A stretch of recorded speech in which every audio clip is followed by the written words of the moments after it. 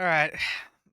This is low effort, but I just got done reading. I haven't done one of these in a long time because I haven't read a book in a year or two now. But I just got done reading The Riddle-Master of Hed. It's kind of hard because there's a bit of a glare here with the light setup, but just by Patricia A. McKillop. Just look at the main character there, real quick. Dude, what a doofus. Not how I would have ever picked. Not how I completely changed how he looked because he looks like such a putz with that haircut. Looks absolutely lame. Anyways, the short and sweet of it, absolutely fun. There's one other book I've read by Patricia A. McKillop called The Beast of Eld, and I rank it up there with The Hobbit. For me, they are just pure adventure and fun and magical. And if you've read The Hobbit, it's just about an adventure going to I think it's Bjorn's a cat thing with the riddles and getting all the dwarves in his house, and like they just do different quests. And the Beast of Eld is kind of like discovering different magical beasts, and it's just a lot of fun. And this is up there with with a journey of epic pro- epic proportions, sort of, but just about it's let's see, let's 200 and 219 pages, and I've not read in a year. At least I've not read a book in a year, and I read this today in one day. Granted, 10 hours, but I couldn't put it down. I originally read like 20 pages, put it down because I was reading it on a plane, put it down, never got back to it. Decided, what the hey, I'm going to start reading it again. And you get to a certain point, I got to the second chapter, and it just goes. Um, it's just a fun book, but it's basically, in a nutshell, without any spoilers, a man in in destiny, going with the flow of the river or going against it. But it's a man and his destiny, basically. Um, to get past the spoilers a little bit, mainly because I just want to make this kind of short. It it's just like there's such a I can't quite place a riddle. I mean, the Riddle Master of Head. There's such a way that the mystery that it creeps into, like a mystery of the mystery of the story unfolds each chapter, right?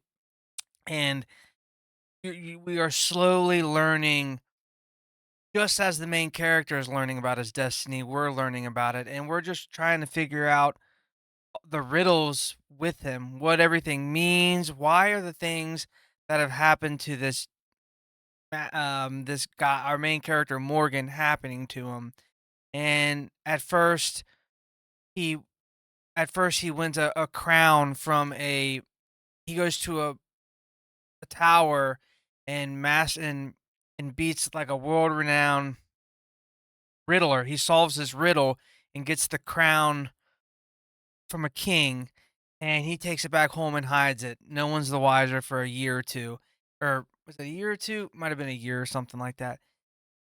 Well, come to find out that this crown belonged to a king, that if anyone solved this riddle, that they would get the hand of his daughter. So he wants to, okay, you know what? Fine. I know who your daughter is. I'd like to ask her to marry me, take her back home. And this is very nuts. This is very bare bones here. So he goes and he's going to ask for her hand, prove that he got he got the crown, won the riddle contest, not contest. I mean, it was a life and death match. If he lost the riddle from this, would have died. If he won, he got the crown. So it was pretty high stakes. Something happens on the way there. His ship crashed. He loses his ability to speak, and it just from there it unfolds. What's going on? Why has he lost his voice?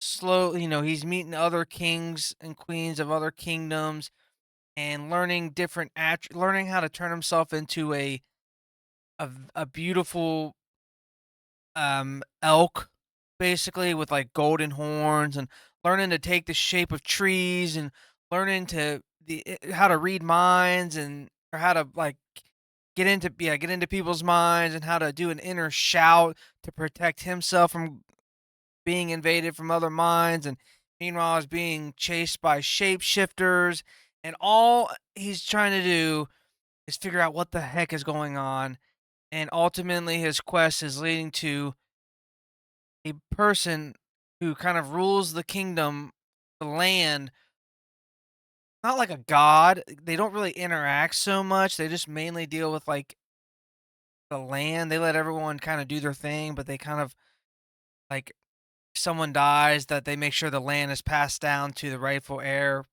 type of deal.